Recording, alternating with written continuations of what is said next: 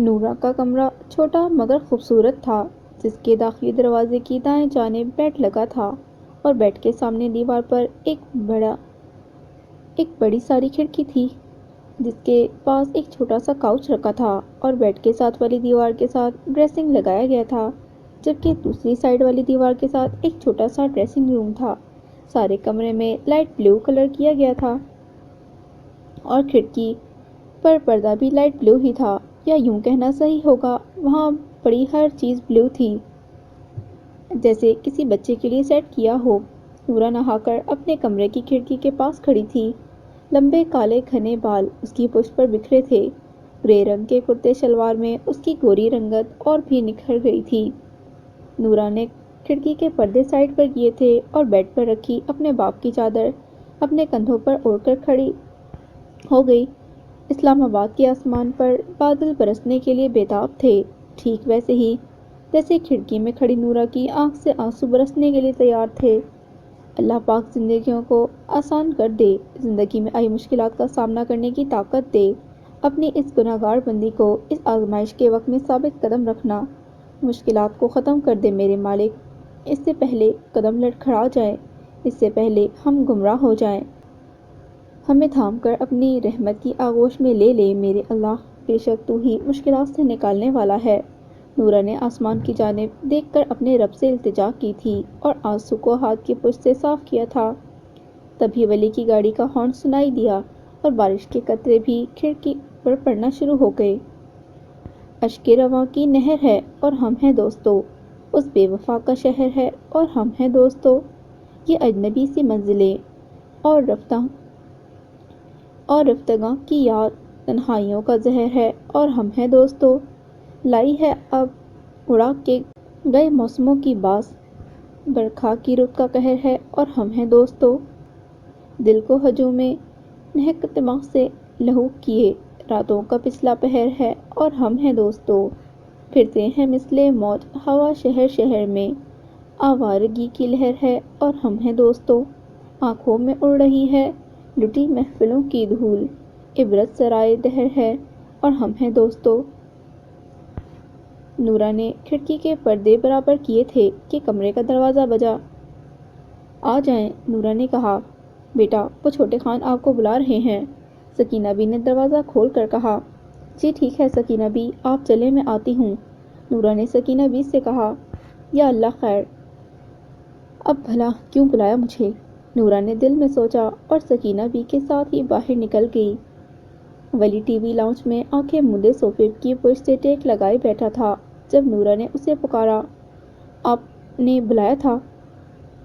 نورا کی پکار پر ولی نے آنکھیں کھول کر اپنے سامنے کھڑی لڑکی کو دیکھا، جو اس وقت بغیر کسی میک اپ کے معصوم سی گڑیا لگ رہی تھی۔ وہ اس قدر حسین لگ رہی تھی کہ ولی جلال خان آنکھ جھپکنا ہی بھول گیا۔ ولی کے اس طرح دیکھنے سے نورا کو ایک عجیب سا احساس ہوا تھا۔ ولی کی اس محویت کو توڑنے کے لیے نورا نے ایک بار پھر سے ولی کو پکارا۔ آپ نے بلایا تھا؟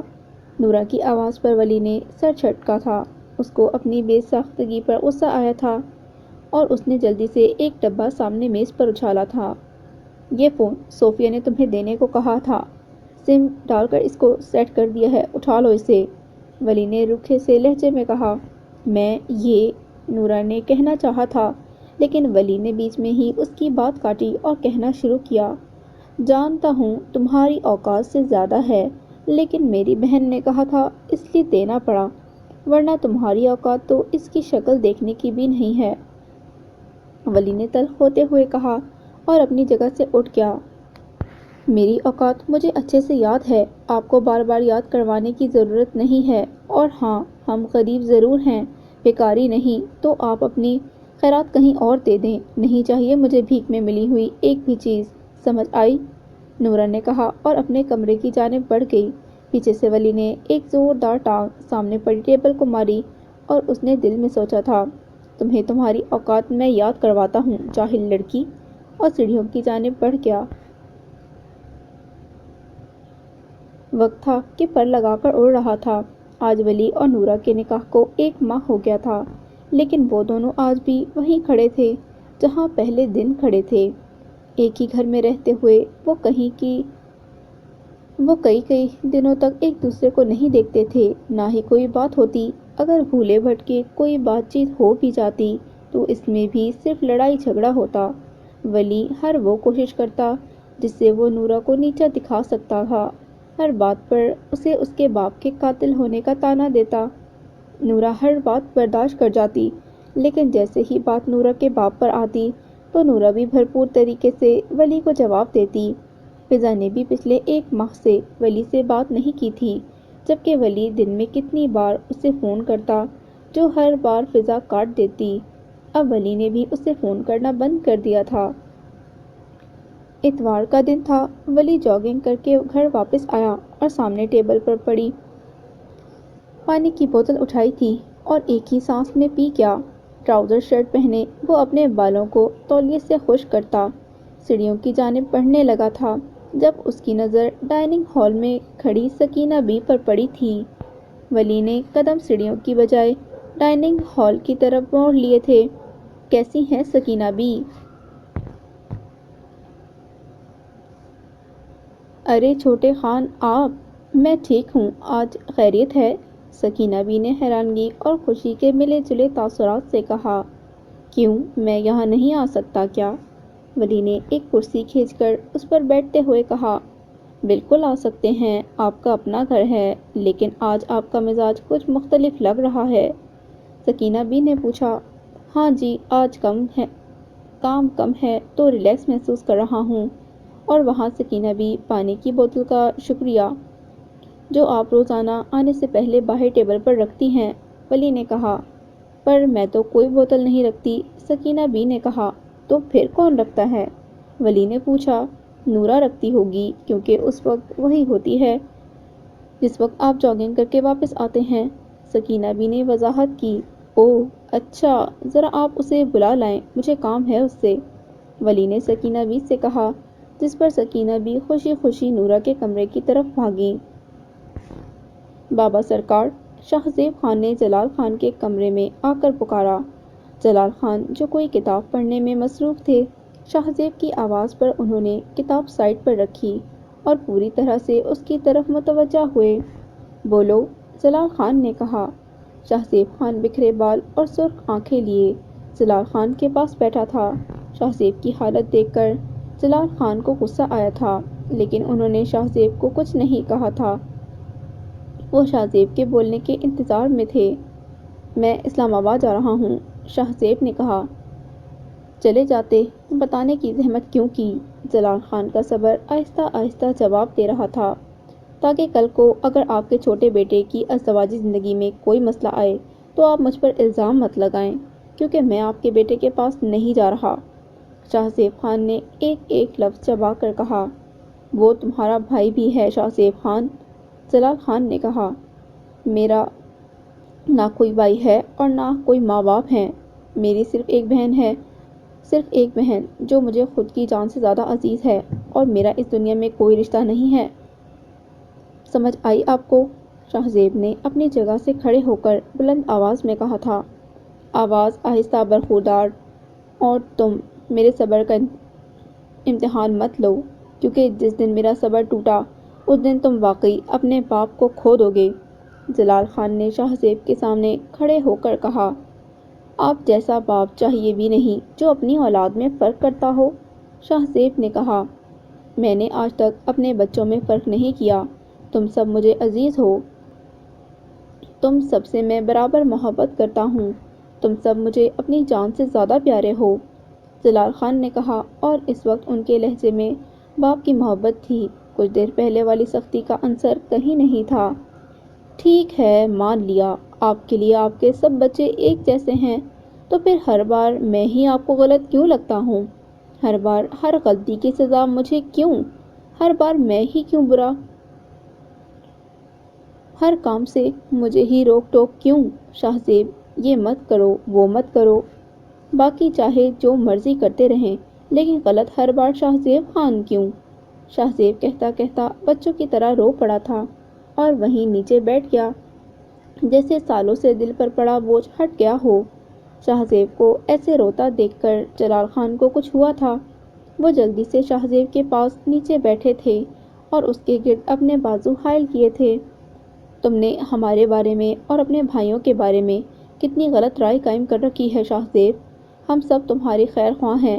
ہم نے ہمیشہ تمہیں اس کام سے روکا جو غلط تھا، اور کچھ بھی نہیں میری جان۔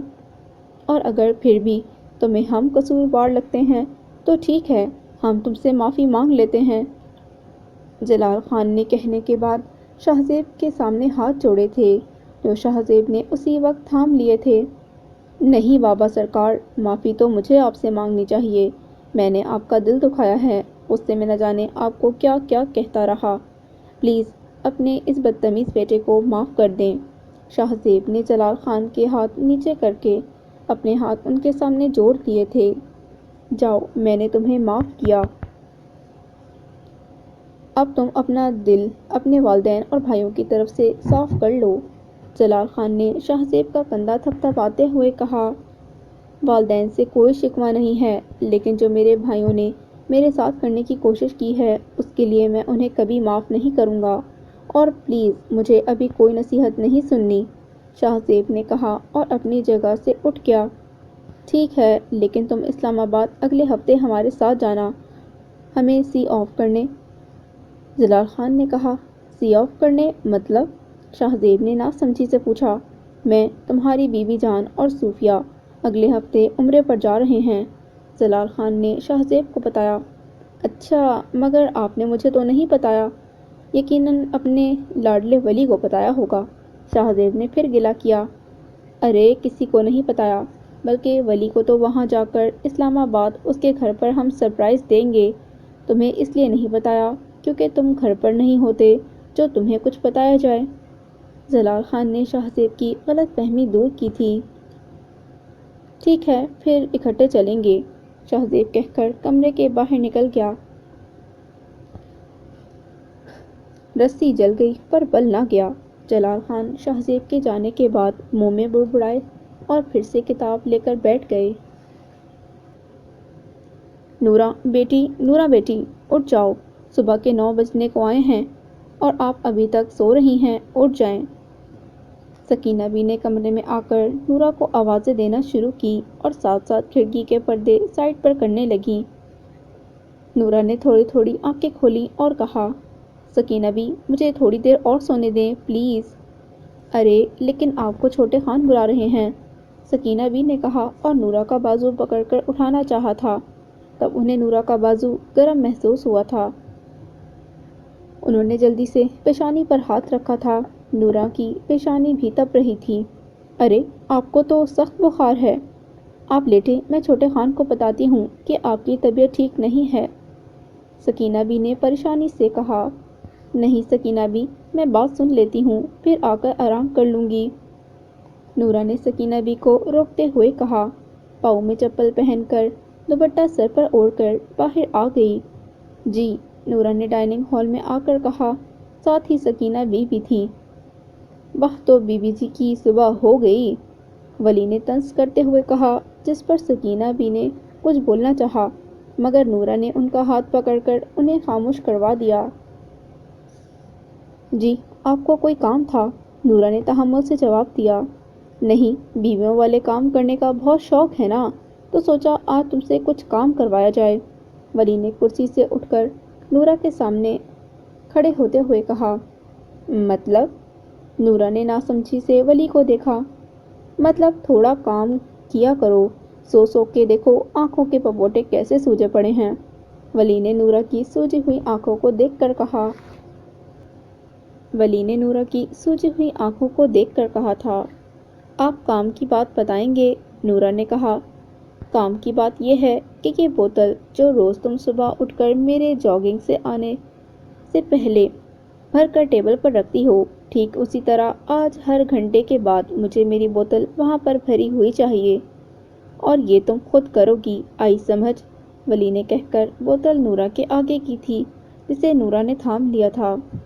گڈ، ایک کام تو ہو گیا، اور آج کا دوسرا کام یہ ہے کہ تمہیں میرے کچھ کولیگز کے لیے لنچ تیار کرنا ہے، 3 بجے تک، وہ بھی چائنیز، اوکے، ولی نے دوسرا کام بتایا، جس پر سکینہ بھی نے بولنا چاہا لیکن نورا کی وجہ سے کچھ نہ بول سکی۔ سکینہ بھی کچن میں ایک نوٹ پیڈ رکھا ہے، وہ مجھے لا دیں تاکہ میں ڈشز کے نام ان سے لکھوا لوں جو بنانی ہیں، نورا نے سکینہ بی سے کہا۔ جی اچھا، سکینہ بی نے کہا اور کچن کی طرف چلی گئیں۔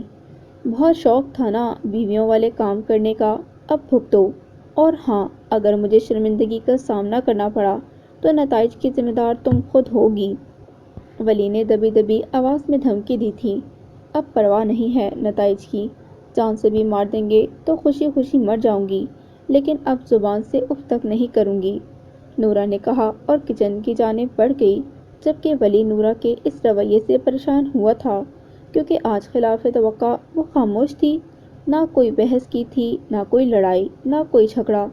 آج اس کی طبیعت میں ولی کو عجیب سا ٹھہراؤ محسوس ہوا تھا، کچھ تھا جو ولی کو سمجھ نہیں آیا تھا، شاید اس نے سمجھنا ہی نہ چاہا۔ جب یقین ٹوٹتا ہے، مان ٹوٹتا ہے، دل پر گویا آسمان ٹوٹتا ہے۔ خاموشی کی ضرب بڑی سخت ہوتی ہے، اندر ہی اندر انسان ٹوٹتا ہے۔ بابا آپ جانتے ہیں میں نے آپ کو بہت یاد کیا، زوبیہ جب سے آئی تھی احمد صاحب کی گود میں سر رکھ کر باتیں کر رہی تھی اور احمد صاحب خاموشی سے سن رہے تھے۔ احمد صاحب نے زوبیہ کی بات پر کہا۔ بابا آپ خاموش کیوں ہیں، آپ کو میرے واپس آنے کی خوشی نہیں ہوئی کیا؟ زوبیہ نے سوال کیا۔ ارے میری گڑیا ایسی کوئی بات نہیں ہے، میں تو صرف تمہیں سن رہا ہوں، احمد صاحب نے جھٹ سے کہا۔ بابا آپ کو پتہ نہیں خان حویلی پر ویرانی نے ڈیرا جما لیا ہے، کوئی کتنا ہی مسکرانے کی کوشش کر لے لیکن اس کی مسکراہٹ میں چھپی ویرانی اور اداسی نظر آ جاتی ہے، زوبیہ نے کہا۔ جانتا ہوں بیٹا، جوان لاش جس گھر سے نکلتی ہے اس گھر کی اداسیاں اور ویرانیاں ختم ہونے میں صدیاں لگ جاتی ہیں، اور اگر جانے والا ہی سب کی مسکراہٹ کا سبب ہو تو پھر پیچھے رہ جانے والوں کی اذیت وہ جانتے ہیں، احمد صاحب نے کہہ کر زوبیہ کی طرف دیکھا تھا جو آنکھیں بند کیے سر ان کی گود میں رکھے لیٹی تھی۔ ان بند آنکھوں کے پیچھے کی اذیت سے احمد صاحب واقف تھے، لیکن وہ چاہ کے بھی اپنی بیٹی کی یہ اذیت کم نہیں کر سکتے تھے۔ انہوں نے زوبیہ کے بالوں میں ہاتھ پھیرا اور اپنا سر بھی بیڈ راؤنڈ سے ٹکا دیا اور آنکھیں مول لیں۔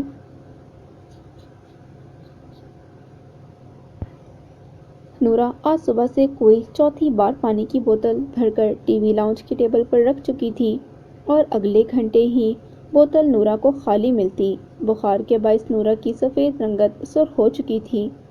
نورا بیٹی مت خود کو تھکاؤ، تمہاری طبیعت مزید خراب ہو جائے گی، سکینہ بی نے نورا کو کام کرتے دیکھا تو انہیں روکنا چاہا۔ آپ پریشان مت ہو سکینہ بی، میری طبیعت کو کچھ نہیں ہوتا، بس آپ جلدی سے صادق چچا کو بلا لائیں، نورا نے پھر سے چکن کے پیکٹ نکالتے ہوئے کہا۔ سکینہ بی نے افسوس سے سر جھٹکا اور صادق کو بلانے چلی گئی۔ کچھ ہی دیر میں صادق اور سکینہ بی دونوں کچن میں کھڑے تھے۔ آپ نے بلایا بیٹی؟ صادق نے پوچھا۔ ہاں جی چچا، مجھے آپ کی تھوڑی مدد چاہیے تھی، نورا نے اپنا رخ صادق کی طرف کرتے ہوئے کہا۔ جی حکم کریں آپ، صادق نے کہا۔ اچھا چچا یہ بتائیں یہاں آس پاس کوئی بک سٹور ہے، نورا نے پوچھا۔ ہاں جی ہے، لیکن کیوں؟ صادق نے حیرانگی سے پوچھا، جبکہ سکینہ بی نے بھی حیرت سے نورا کو دیکھا تھا۔ ارے اتنا حیران کیوں ہو رہے ہیں، میں بک سٹور کا ہی تو پوچھ رہی ہوں، نورا نے صادق اور سکینہ بی کی حیرانگی دیکھ کر کہا۔ اچانک یہ بک سٹور کہاں سے آ گیا نورا؟ سکینہ بی نے پوچھا۔ ارے سکینہ بی، آپ کی نورا کوئی ماسٹر شیف تھوڑی ہے، اور جن ڈشز کے نام خان صاحب دے کر گئے ہیں ان کی ترکیب آئے گی تو ہی کھانا بنے گا نا، اس لیے بک سٹور کا پوچھا تاکہ وہاں سے کوئی چائنیز ڈش کی ریسیپی بک منگوا سکوں، نورا نے کہا۔ تم نے جو بھی کہا ہمیں تو سمجھ نہیں آیا، پتہ نہیں کیا شیف اور کیا ریسیپی، سکینہ بی نے کہا، جس پر نورا اور صادق مسکرائے تھے۔ ارے سکینہ بی، آپ کو سمجھ نہیں آیا تو کیا، مجھے تو سمجھ آ گیا نا، بس میں ابھی گیا اور ابھی آیا کھانا پکانے کی کتاب لے کر، صادق نے کہا۔ یہ ہوئی نا بات، اب چچا اب جلدی سے جائیں اور جلدی سے آئیں، نورا نے صادق سے کہا، جس پر صادق نے فوراً عمل کیا۔ ویسے نورا، بنانا کیا ہے؟ سکینہ بی نے پوچھا۔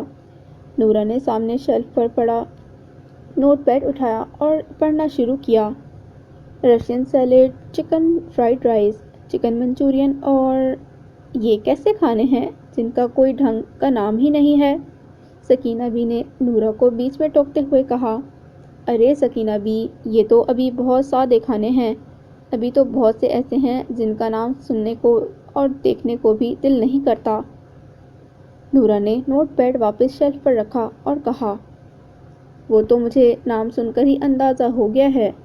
سکینہ بی نے منہ بنا کر کہا، ہاں ہاں ہاں، آپ سوچیں، میں ذرا بوتل لے آؤں، خالی ہو گئی ہوگی۔ نورا نے مسکرا کر کہا اور کچن سے باہر چلی گئی۔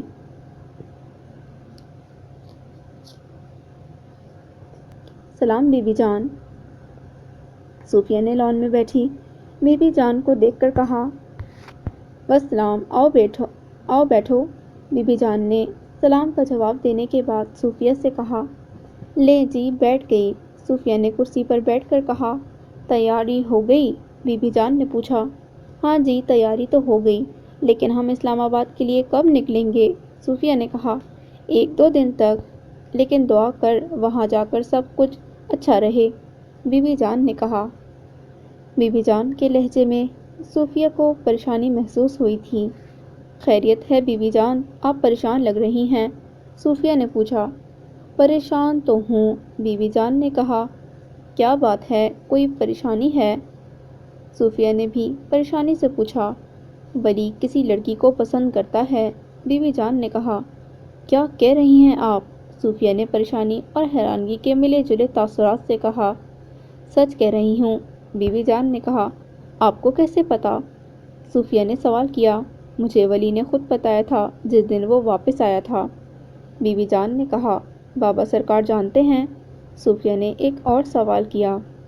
کچھ دن پہلے ولی کا فون آیا تھا، کہہ رہا تھا کہ میں تمہارے بابا سرکار کو اس لڑکی کے لیے مناؤں ورنہ وہ نورا کو چھوڑ دے گا، اس لیے مجھے تمہارے بابا سرکار سے بات کرنی پڑی، بی بی جان نے کہا۔ ولی لالا پاگل ہو گئے ہیں، اتنی اچھی بیوی ملنے کے بعد بھی وہ کسی دوسری عورت کو اپنی زندگی میں شامل کرنے کا سوچ رہے ہیں، اور بابا سرکار نے کچھ نہیں کہا اس بارے میں؟ صوفیہ نے غصے سے کہا۔ تمہارے بابا سرکار نے صرف اتنا کہا ہے کہ وہ ولی سے خود بات کریں گے اسلام آباد پہنچ کر، بی بی جان نے کہا۔ اللہ جی، اگر یہ سب ہی کرنا تھا تو اس معصوم اور بے گناہ کو کیوں ولی کی بھیٹ چڑھا دیا بابا سرکار نے؟ نہ جانے یہ بات اس کے علم میں ہے یا نہیں؟ صوفیہ نے اپنے دونوں ہاتھوں سے اپنے بال جکڑتے ہوئے کہا۔ اللہ پر یقین رکھو، وہ سب کے حق میں بہتر کرے گا، بی بی جان نے کہا اور وہاں سے چلی گئیں۔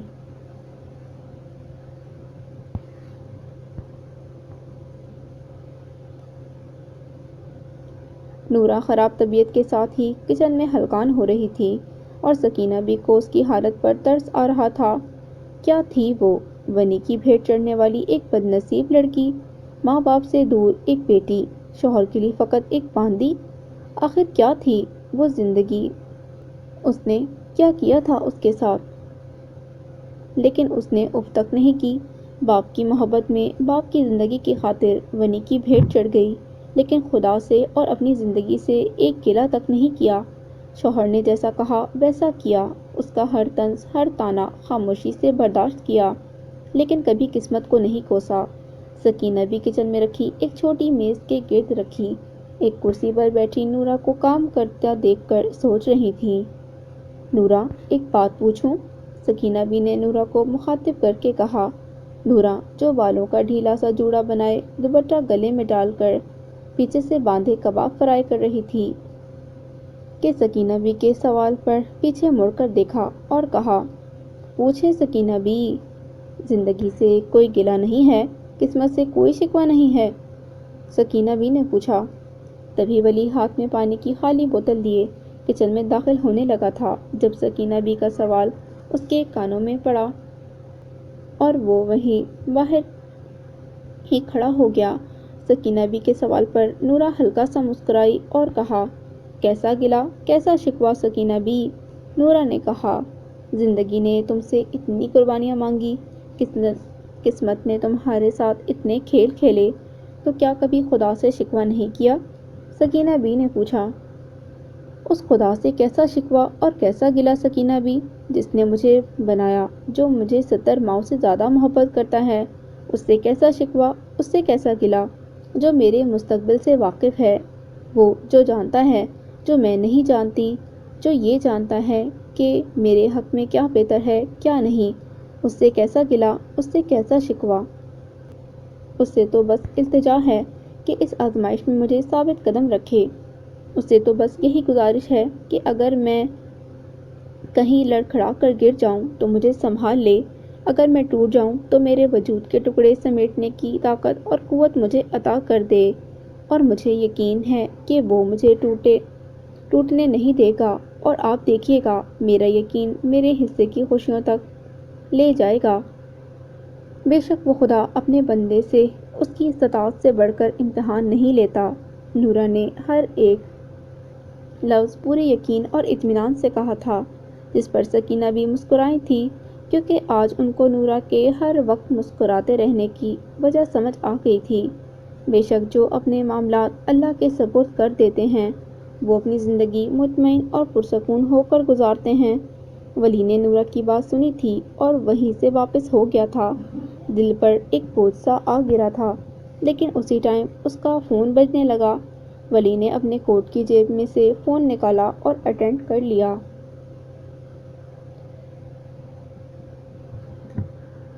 خان صاحب، حویلی کا ایک ملازم بھاگتے ہوئے جلال خان کے پاس آیا تھا، جو اپنے کچھ دوستوں کے ساتھ مہمان خانے میں بیٹھے تھے۔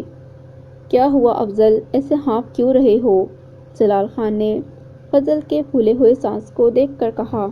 وہ خان جی، گھر کے نمبر پر کسی کا فون آیا ہے، وہ نہ تو اپنا نام بتا رہا ہے اور نہ ہی کچھ اور بات کر رہا ہے۔ اسے مصطفیٰ خان سے بات کرنی ہے، فضل نے بتایا۔ ٹھیک ہے، تم چلو، ہم آتے ہیں، اس سے بات کرتے ہیں، جلال خان نے کہا، اور پھر اپنے دوستوں سے معذرت کر کے حویلی کے اندر چلے گئے، جہاں صوفیہ اور بی بی سرکار پہلے ہی فون کے پاس بیٹھی تھیں۔ کون ہے؟ جلال خان نے پوچھا۔ پتہ نہیں بابا سرکار، آواز سے تو نہیں پہچانا جا رہا اور پتہ نہیں نام بھی نہیں بتا رہا، صوفیہ نے بتایا اور فون کے پاس سے اٹھ گئی۔ جلال خان نے صوفیہ کی جگہ بیٹھ کر فون کان سے لگایا اور اپنی روبدار آواز میں سلام کیا۔ السلام علیکم۔ دوسری جانب سے کچھ دیر بعد ایک آدمی کی آواز سنائی دی۔ وعلیکم السلام بڑے خان، کیسے ہیں آپ؟ ہم ٹھیک ہیں اللہ کے کرم سے، آپ کی تعریف۔ جلال خان نے سوال کا جواب دینے کے بعد سوال کیا۔ خان صاحب، مصطفیٰ لالا نے تو ہمیں بھلا کر بے مروتی دکھائی ہے، آپ تو کم از کم ایسا مت کریں، فون پر موجود دوسری جانب والے شخص نے کہا۔ اگر میں غلط نہیں ہوں تو تم راشد بات کر رہے ہو، جلال خان نے پہچانتے ہوئے کہا۔ راشد کا نام سن کر بی بی جان اور صوفیہ کے لبوں پر ہلکی سی مسکراہٹ آئی تھی۔ شکر ہے مالک کا، عزت رکھ لی اس نے، راشد نے کہا۔ کیسے ہو برخوردار، آج ہماری یاد کیسے آ گئی؟ جلال خان نے مسکرا کر کہا۔ یاد تو ان کو کیا جاتا ہے سرکار جو بھولے ہوں، آپ تو مجھے کبھی بھولے ہی نہیں، ویسے بھی آپ کو اور مصطفیٰ لالا کو کوئی بھول بھی نہیں سکتا۔ بہت باتیں کرنے لگے ہو برخوردار، خیریت تو ہے؟ جلال خان نے پوچھا۔ باتیں تو کروں گا ہی، میری اور مصطفیٰ لالا کی محنت جو رنگ لے آئی ہے، راشد نے کہا۔ میں کچھ سمجھا نہیں، تم کہنا کیا چاہتے ہو؟ جلال خان نے ناسمجھی سے پوچھا۔ حق تو پہلے مصطفیٰ لالا کا ہے کہ وہ یہ خوشی کی خبر سنیں، اگر آس پاس ہیں تو بلا لیں، اکٹھے سنا دیتا ہوں، راشد نے خوش ہوتے ہوئے کہا۔ تم نہیں جانتے مصطفیٰ کہاں ہے؟ جلال خان نے حیرانگی سے پوچھا۔ وہ علی پور میں ہیں اور میں لاہور میں، اور پچھلے 2.5 ماہ سے میری ان سے بات نہیں ہوئی، تو مجھے کیسے پتا ہوگا کہ وہ کہاں ہیں؟ راشد نے کہا۔ راشد کی بات سن کر جلال خان نے کچھ نہ کہا، بس خاموش رہے، جس پر راشد نے پھر سے بولنا شروع کیا۔ آپ بلا لیں مصطفیٰ خان کو، پھر اکٹھے سناتا ہوں خوشخبری، راشد نے کہا۔ مصطفیٰ کا انتظار کرو گے تو یہ خوشخبری کبھی نہیں سنا سکو گے۔ جلال خان نے سرد آہ بھرتے ہوئے کہا۔ مطلب؟ راشد نے ناسمجھی سے پوچھا۔ مطلب چھوڑو، خبر سناؤ، بہت عرصہ ہوا کوئی خوشی کی خبر نہیں سنی۔ رہی بات مصطفیٰ کی تو اسے تم یہاں آ کر بتا دینا، تب تک اسے یہ خبر کوئی نہیں بتائے گا، جلال خان نے کہا۔ چلیں تو پھر سنیں، خبر یہ ہے کہ ہمارے علی پور میں پولیس چوکی بنانے کی درخواست منظور کر لی گئی ہے۔ کچھ دنوں میں عارضی تھانہ تیار ہو جائے گا۔ جب تک ایک مکمل عمارت تیار نہیں ہوتی، اور گاؤں کے سرپنچ کو بھی حکومت کی طرف سے نوٹس بھجوا دیا گیا ہے کہ اب اس گاؤں میں فیصلے کرنے کا اختیار سرپنچ کو نہیں ہوگا۔ کسی کو بھی کسی قسم کی شکایت کے لیے سرپنچ کے پاس جانے کی ضرورت نہیں ہوگی، اور نہ ہی گاؤں میں دقیانوسی روایات کی بنا پر کوئی فیصلہ مانا جائے گا۔ اب ہمارے گاؤں اور ان کے آس پاس کے گاؤں اور علاقوں کو پولیس تحفظ فراہم کرے گی۔ راشد اپنی بات کہہ کر خاموش ہو گیا۔ جب جلال خان بولے، کیا ایک عام آدمی پولیس پر اعتماد کر سکتا ہے؟ کیا پولیس ہم جیسوں کو انصاف دلوائے گی؟ کیا وہ عدل و انصاف کے دائرے میں رہ کر اپنے فرائض سر انجام دیں گے؟ دیکھیے خان صاحب، ہر ادارے میں اچھے اور برے لوگ ہوتے ہیں۔ کچھ برے لوگوں کے باعث ہم پولیس پر اعتماد کرنا نہیں چھوڑ سکتے۔ ایک بار پولیس کا ڈر علاقے میں پھیل گیا تو آپ دیکھیے گا ہمارے علاقے سے جرائم کتنی حد تک کم ہو جائیں گے۔ پھر کم از کم ہمیں اپنی بیٹیوں اور بہنوں کو غنی کی بھیٹ نہیں چڑھانا پڑے گا۔ کوئی بھی منہ اٹھا کر ہمارے باپ بھائیوں کو قتل نہیں کرے گا۔ اور آپ بے فکر ہو جائیں، علی پور تھانے کا انچارج انسپکٹر راشد سنبھالے گا اور اپنی پوری ایمانداری سے سنبھالے گا، اور پھر جب ترقی ہوگی تو پھر پورے علاقے میں چارج بھی سنبھال لیں گے انشاءاللہ، راشد نے کہا۔ انشاءاللہ، اللہ پاک یہ نیا راستہ ہم سب کے لیے مبارک کرے، اور اللہ تمہیں بھی تمہارے مقصد میں کامیاب کرے۔ جلال خان نے دل سے دعا دی تھی۔ انشاءاللہ جلد ملاقات ہوگی، اپنا خیال رکھیے گا اور مصطفیٰ لالا کو سلام کہیے گا اور شادی کی بہت بہت مبارکباد بھی دیجیے گا۔ اللہ حافظ، راشد نے کہا۔ اللہ نگہبان، جلال خان نے کہا اور فون رکھ دیا۔ راشد تھا، کیا کہہ رہا تھا؟ بی بی سرکار نے فون بند ہوتے ہی پوچھا۔ مصطفیٰ کا خواب پورا ہونے کی خوشخبری سنا رہا تھا، جلال خان نے نم آنکھوں سے کہا۔ کون سا خواب؟ بی بی سرکار نے پوچھا۔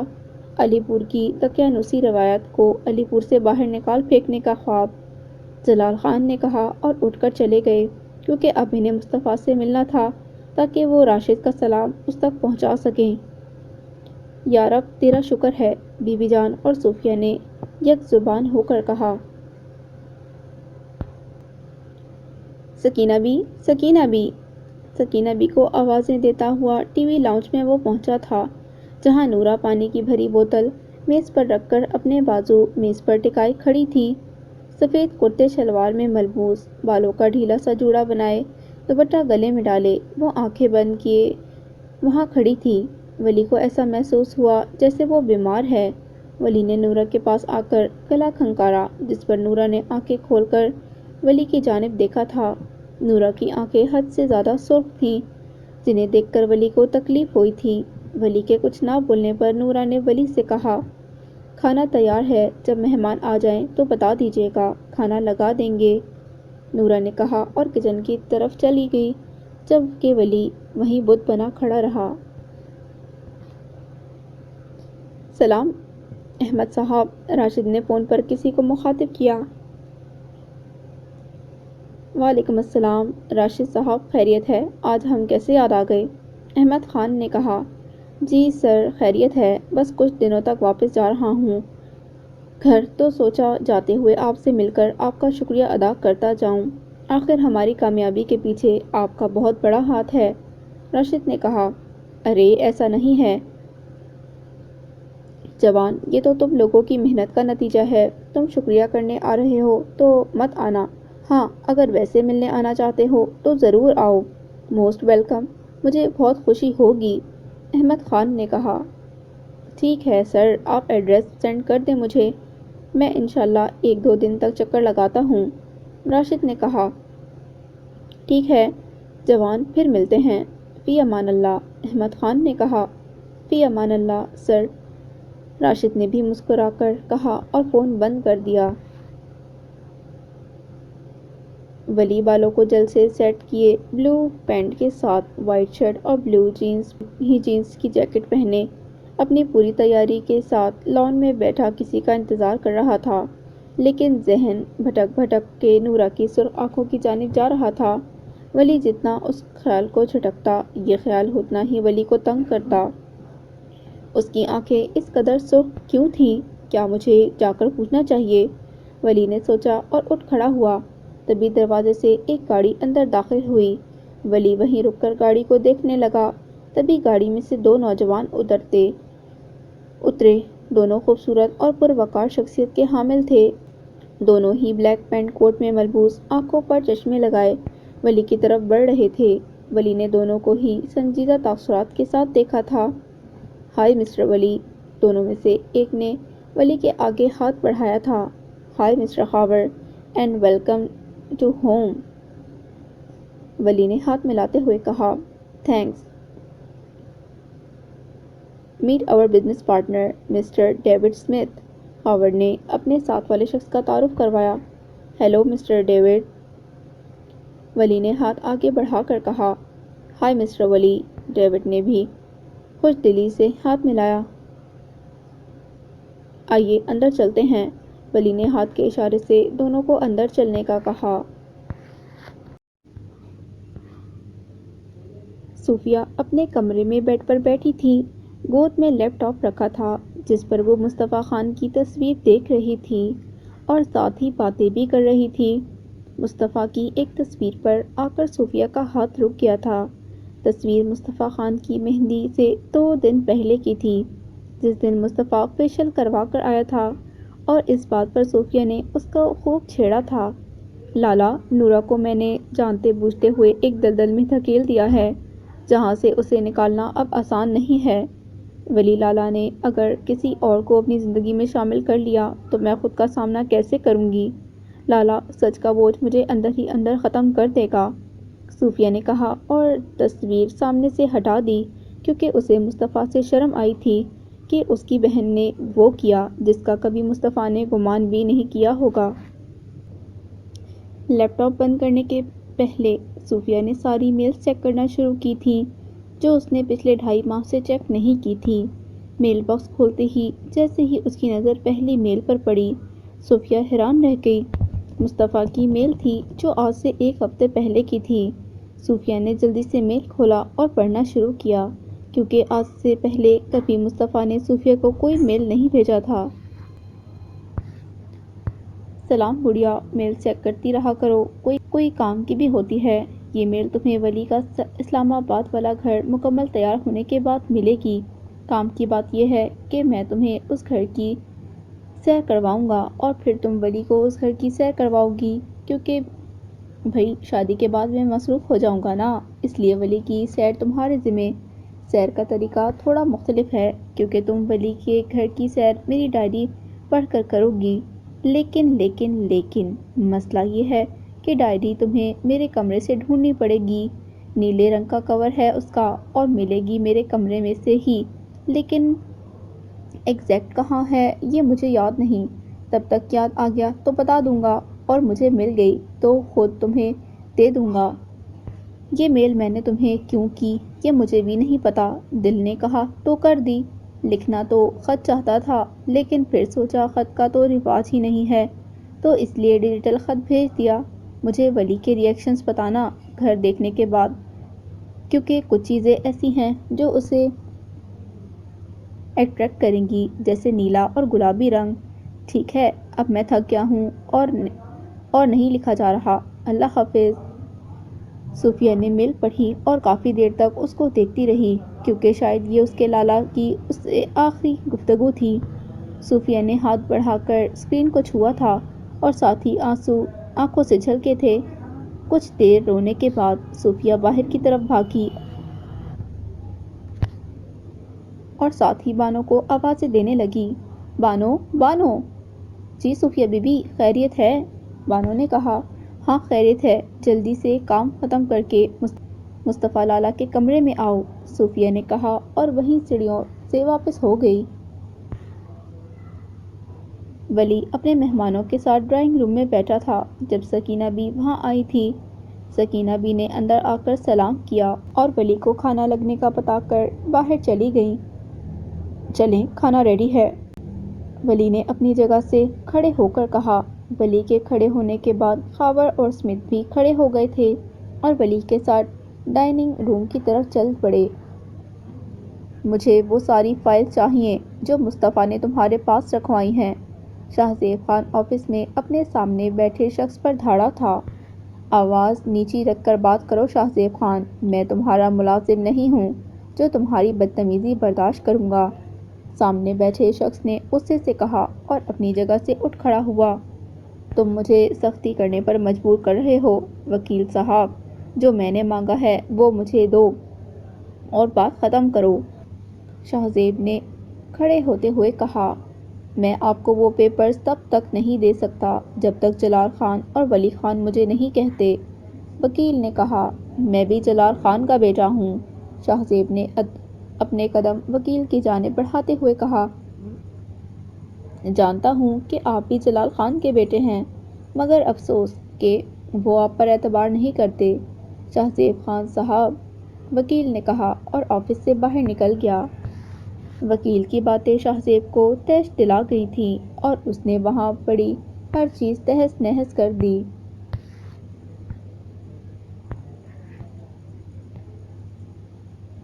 واؤ مسٹر ولی، کھانا بہت مزے کا ہے، خاور نے کھانے سے فارغ ہو کر کہا تھا۔ شکریہ یار، ولی نے بھی نیپکن سے منہ صاف کرتے ہوئے کہا اور سکینہ بی کو آواز دی۔ سکینہ بی، نورا اور سکینہ بی کچن میں بیٹھی تھی کہ سکینہ بی کو بانو کا فون آیا اور وہ کچن سے باہر فون سننے چلی گئی۔ تبھی ولی کی آواز آئی تھی۔ نورا نے کچھ دیر سوچا کہ باہر جائے یا نہیں، تبھی ولی کی آواز دوبارہ آئی۔ سکینہ بی، تو نورا نے اپنا دوپٹہ صحیح کیا اور ڈائننگ روم کی جانب بڑھ گئی۔ کچھ چاہیے؟ نورا نے ڈائننگ ہال میں آ کر کہا۔ نورا کو دیکھ کر ولی کے ماتھے پر بل پڑے تھے، لیکن اس نے اپنے غصے کو قابو میں کرتے ہوئے کہا، اچھی سی چائے بنا کر ڈائننگ روم میں بھجوا دو۔ ولی کے کہتے ہی نورا واپس کچن کی طرف بڑھی تھی۔ نورا کو دیکھ کر خاور کچھ حیران ہوا تھا لیکن خاموش رہا۔ نورا کو دیکھ کر خاور کچھ پریشان ہوا تھا لیکن خاموش رہا، جبکہ اسمتھ نے ولی کو مخاطب کیا اور پوچھا، ہو از شی ولی؟ اسمتھ کے پوچھنے پر ولی اور خاور نے اسمتھ کی طرف دیکھا، جبکہ کچن کی جانب جاتی نورا کے قدم بھی وہیں رک گئے تھے۔ وہ نہیں جانتی تھی کہ اس کے قدم کیوں رک گئے، شاید وہ سننا چاہتی تھی کہ ولی اس شخص سے کیا کہے گا۔ ہو از شی ولی؟ اسمتھ نے ایک بار پھر پوچھا۔ May be she is maid Smith, may I right Wali? Khawar نے ولی کی جانب دیکھ کر کہا۔ خاور کی اس بات پر ولی نے کچن کی جانب دیکھا تھا جہاں نورا کچن کی جانب منہ کر کے کھڑی تھی۔ ولی نے لمحے بھر کے لیے سوچا اور کہا، of course she is mad. Nora نے سنا اور ہلکا سا مسکرائی اور کچن میں چلی گئی۔ Wow it's so pretty and beautiful, Smith نے کہا۔ نو ڈاؤٹ، خاور نے بھی مسکرا کر کہا۔ ولی اس دوران کچھ نہیں بولا تھا لیکن کہیں نہ کہیں اسے اپنے کیے پر ندامت محسوس ہو رہی تھی۔ ارے صوفیہ باجی، ہم شام سے ڈائری ڈھونڈ رہے ہیں اور کمرے کا چپا چپا چھان مارا ہے لیکن کچھ ہاتھ نہیں آیا، آپ پھر سے یاد کریں مصطفیٰ لالا نے کیا کہا تھا؟ بانو نے صوفے پر گرتے ہوئے کہا، کیونکہ رات کے 11 بج چکے تھے اور ڈائری ملنے کا نام نہیں لے رہی تھی۔ مجھے یاد ہے بانو، لالا نے کہا تھا کہ انہوں نے ڈائری اپنے کمرے میں ہی رکھی تھی، لیکن رکھی کسی ایسی جگہ پر تھی جہاں سے بعد میں انہیں بھی نہیں ملی، صوفیہ نے بیڈ کا میٹرس اٹھاتے ہوئے کہا۔ لیکن باجی، اب تو کمرے کا کوئی کونا ایسا نہیں بچا جہاں ہم نے نہ دیکھا ہو، بانو نے کہا۔ ٹھیک ہے تم جاؤ بانو، میں دیکھ لیتی ہوں، صوفیہ نے کہا۔ صوفیہ کے کہنے کی دیر تھی کہ بانو نے وہاں سے بھاگنے کی۔ بانو کے جانے کے بعد صوفیہ نے ایک بار پھر صبح کمرہ چیک کرنے کا ارادہ کیا تھا اور کمرے سے باہر آنے لگی جب اس کی نظر کمرے کے دروازے کے پیچھے لگے پھول کی باسکٹ پر پڑی۔ صوفیہ نے دروازے سے لٹکی ہوئی باسکٹ کو اتارا اور اس کو بیڈ پر الٹا کر دیا، جس میں سے کچھ پھول، کچھ چابیاں اور ایک چھوٹی سی نیلے رنگ کی ڈائری نکلی تھی۔ اوف لالا اوف، کہاں کہاں چیزیں رکھ دیتے ہیں، صوفیہ نے مسکرا کر کہا اور ڈائری اٹھا لی۔ ڈائری پر لگی مٹی کو صاف کیا اور وہیں بیٹھ کر پڑھنے لگی۔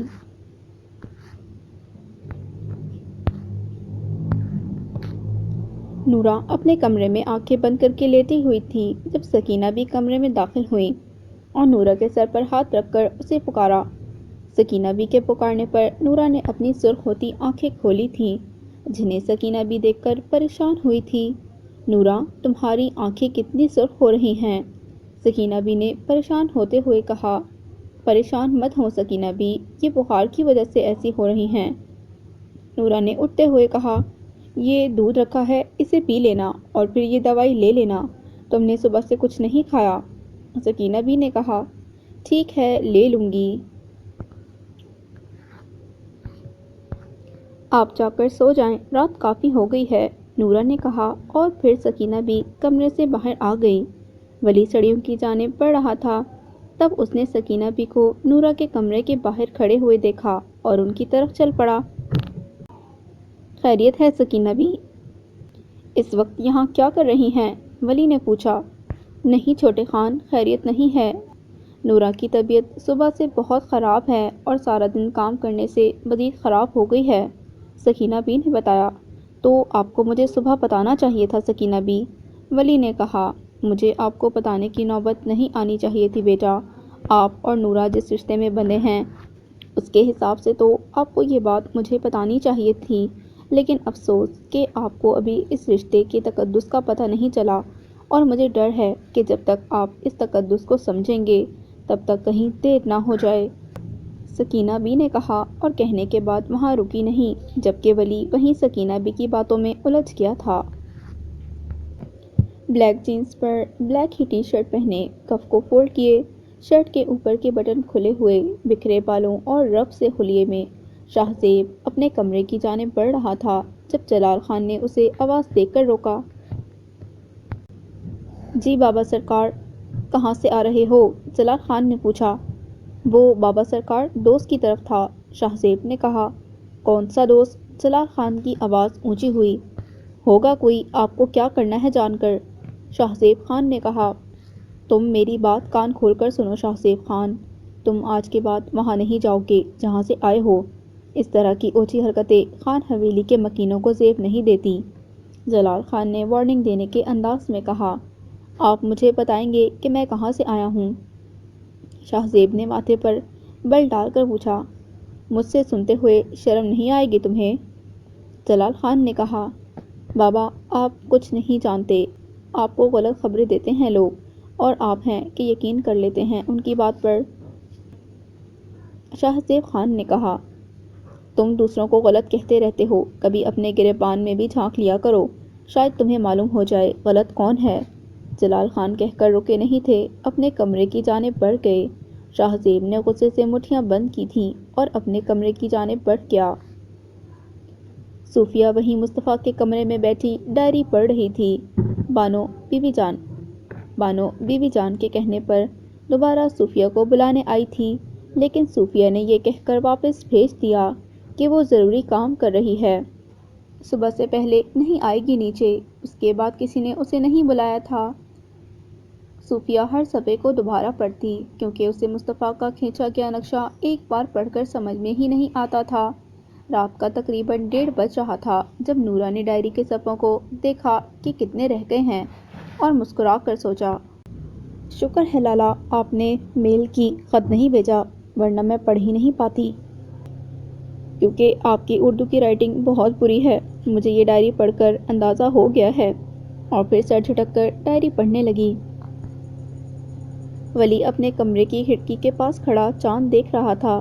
کچھ دیر بعد ولی نے آہستہ سے آنکھیں بند کی۔ آنکھیں بند کرنے کے بعد 2 آنکھیں اس کے سامنے آئی تھیں، سرخ آنکھیں، جیسے اپنے آپ پر مسلسل ہوتے ظلم کو برداشت کر کے ضبط کی شدت سے لال ہو رہی ہوں۔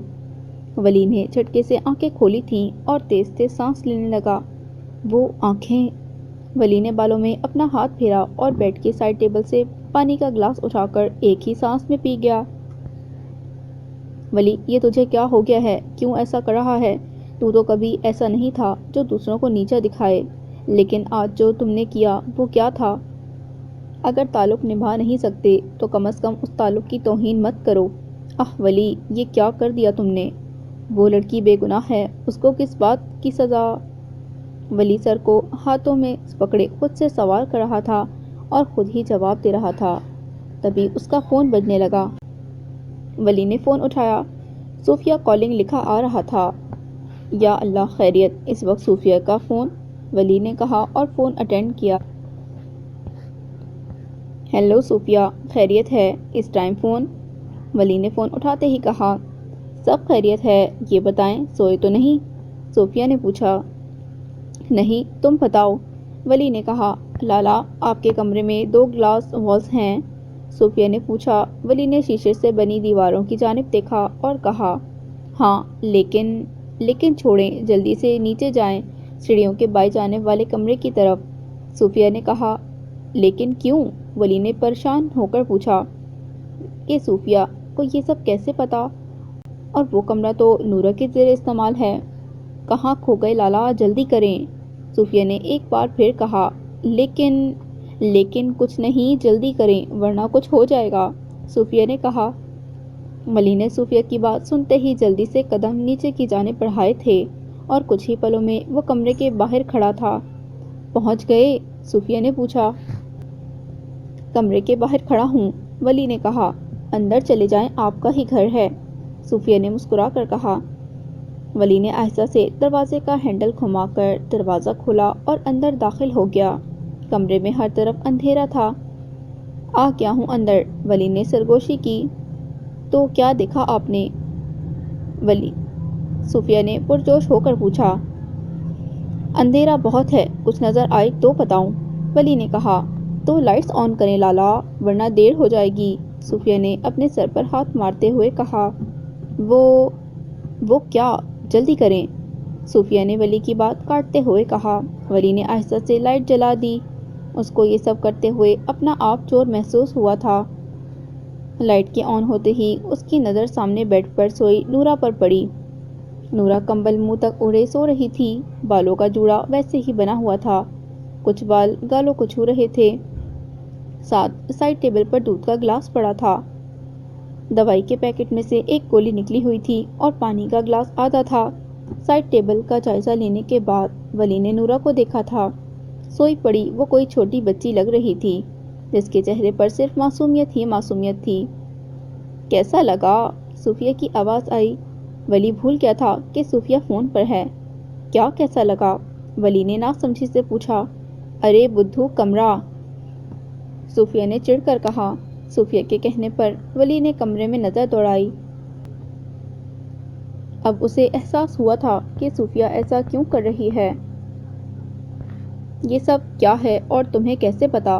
ولی نے چڑھ کر پوچھا۔ مصطفیٰ لالا نے ڈائری لکھی ہے لالا، اور اس میں صرف آپ کے گھر کے بارے میں لکھا، وہ سب جو آپ کو پسند ہے اور وہ بھی جو آپ کو پسند نہیں ہے۔ یہ بلو پینٹ والا کمرہ آپ کے بیٹے کے لیے ہے اور سیڑھیوں کی دائیں جانب والے کمرے کی ہر چیز پنک ہے اور وہ آپ کی بیٹی کے لیے ہے، اور انہوں نے یہ بھی لکھا ہے کہ اگر آپ چاہیں تو اپنی مرضی سے تبدیلی کروا سکتے ہیں، اور مجھے کہا تھا کہ آپ کو آپ کے گھر کی سیر کرواؤں اور آپ کا ہر ری ایکشن انہیں بتاؤں، لیکن وہ نہیں جانتے تھے کہ کیا ہونے والا ہے، صوفیہ نے روتے ہوئے کہا۔ رو مت صوفیہ، اور مصطفیٰ لالا سے کہنا کہ ولی لالا کہہ رہے تھے کہ یہ گھر ہمیشہ ایسا ہی رہے گا جیسا وہ دے کر گئے ہیں۔ شب بخیر، ولی نے کہہ کر فون بند کر دیا۔ نظریں اب بھی نورا پر تھیں۔ صوفیہ نے بھی مسکرا کر فون کی طرف دیکھا اور پھر ڈائری کا صفحہ کھول کر اس پر لکھنے لگی جو ولی نے اس سے کہا تھا۔ ولی ہی بیڈ کے سامنے پڑے کاؤچ پر بیٹھ جاتا۔ وہ نہیں جانتا تھا کہ وہ یہاں سے جا کیوں نہیں رہا، وہ کیوں نورا کی طرف مائل ہو رہا ہے۔ ولی نے نورا کو دیکھتے ہوئے سوچا۔ صبح کی روشنی علی پور پر پوری طرح سے پھیل چکی تھی اور آج خان حویلی میں معمول سے زیادہ چہل پہل تھی۔ کیونکہ جلال خان سے ملنے والوں کی قطاریں لگی ہوئی تھیں۔ کوئی انہیں مبارک سفر پر خیریت سے جانے اور خیریت سے آنے کی دعا دے رہا تھا۔ تبھی مہمان خانے کے دروازے پر انہیں محسوس ہوا جیسے کوئی بہت دیر کا وہاں کھڑا ہے مگر اندر نہیں آ رہا۔ انہوں نے اندر بیٹھے لوگوں سے معذرت کی اور دروازے کی جانب آئے۔ دروازے پر ایک بے بس اور مجبور باپ اپنا سر جھکائے کھڑا تھا۔ بشیر احمد کی بڑی ہوئی سفید داڑھی اور جھکی ہوئی کمر دیکھ کر جلال خان کے دل کو کچھ ہوا تھا۔ بشیر احمد نے نظر اٹھا کر جلال خان کی طرف دیکھا تھا۔ آنکھیں آنسوؤں سے بھری تھیں۔ بشیر نے جلدی سے اپنے دونوں ہاتھ جلال خان کے سامنے جوڑے تھے اور گڑ گڑا کر معافی مانگی۔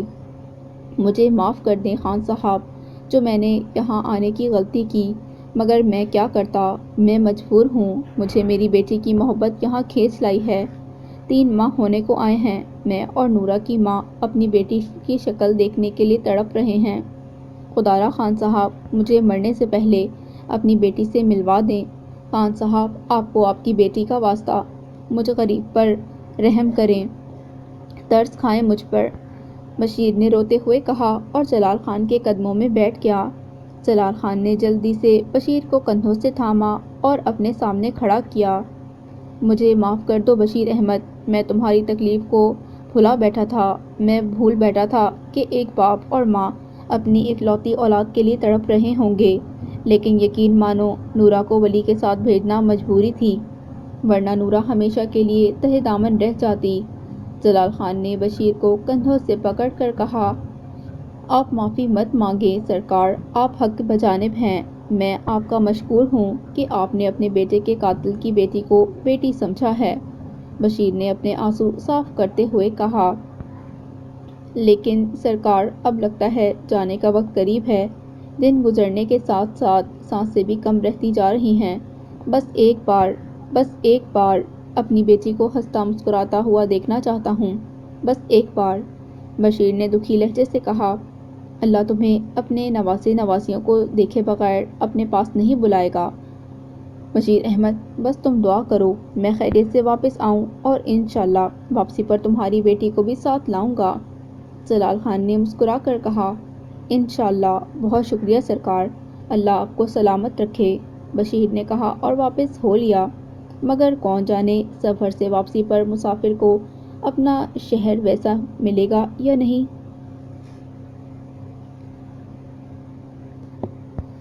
صبح نورا نے مشکل سے اپنی آنکھیں کھولی تھیں۔ آنکھوں کے پردوں پر بوجھ سا محسوس ہو رہا تھا اور سر کا درد حد سے سوا تھا۔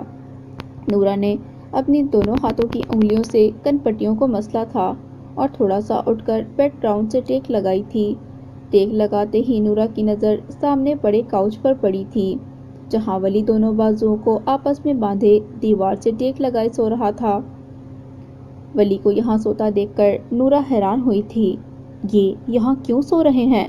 نورا نے اپنے بکھرے بال سمیٹتے ہوئے خود سے کہا اور پھر سائڈ ٹیبل پر رکھی گلاس کو اٹھا کر پرکھا، جس کی آواز سن کر ولی کی آنکھ کھلی تھی۔ ولی نے پہلے نورا کو دیکھا اور پھر دیوار پر لگی گھڑی کی طرف جو صبح کے 9 بجا رہی تھی۔ آپ یہاں کیا کر رہے ہیں؟ کچھ دیر ولی کو بغور دیکھنے کے بعد نورا نے کہا، میرا گھر ہے، میں کہیں بھی جا سکتا ہوں۔ ولی کو سمجھ نہیں آ رہا تھا کہ وہ اس لڑکی کے سوال کا کیا جواب دے۔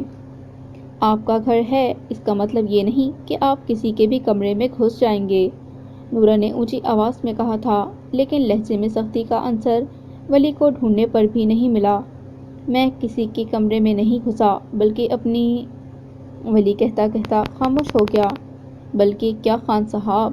نورا نے پوچھا۔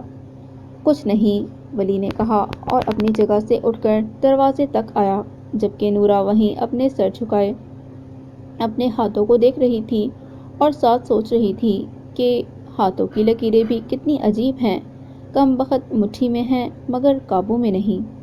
تبھی ولی نے پلٹ کر نورا کو مخاطب کیا اور کہا، ایک سوال کا جواب دو گی؟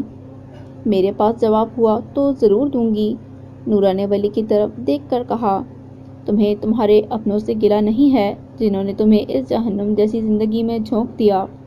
ولی نے ہاتھ ٹراؤزر کی جیبوں میں ڈالتے ہوئے کہا، مجھے اپنوں سے گلہ کرنا اچھا نہیں لگتا۔